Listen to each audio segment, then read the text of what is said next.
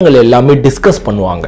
அந்த டிஸ்கஸ் பண்ற விதம் இது மொத்தமாவே ஒரு டயலாக் ஓரியன்டட் படம். பேக்ரவுண்ட்ல ஒரு மாண்டேஜாவோ இதாவோ ஒரு ரோஷமன்லயாவது உங்களுக்கு மாண்டேஜா வந்து உங்களுக்கு காட்டுவாங்க. ஒருத்தர் கதை சொல்லும் போது ஒரு விஷயம் நடக்கும். ஆனா இந்த 12 Angry Menல அந்த பையன் திருப்பி கிளம்பி வந்தான் போனா அவங்க அப்பாவை கொன்னுட்டான் அந்த மாதிரியான மாண்டேஜே இருக்காது. ஒரு ஃபுல் படமுமே கம்ப்ளீட்டா உங்களுக்கு என்ன பண்ணியிருப்பாங்கன்னா தன்னோட அந்த பையனை வந்து எந்த மாதிரி அந்த பையன் கொலை பண்ணியிருக்கிறது வாய்ப்பு இருக்கு, கொலை பண்ணியிருக்குன்னு சொல்லுங்க, நம்ம வீட்டுக்கு கிளம்பி போகலாம். இந்த பையன் வந்து அதுல ஒருத்தரா மாறுவாங்க. கடைசியில வந்து பாத்தீங்கன்னா அந்த பையனை வந்து தப்பு பண்ணியிருக்க மாட்டான்னு சொல்லி ரிலீஸ் பண்ணிடுவாங்க. இதுல ஒரே ஒரு விஷயம் என்னன்னா அந்த பையன் பேசவே மாட்டான். அந்த பையன்கிட்ட எந்த விதமான என்கொயரியுமே இவங்க நேரடியா அந்த பையன்கிட்ட கேட்கவே மாட்டாங்க.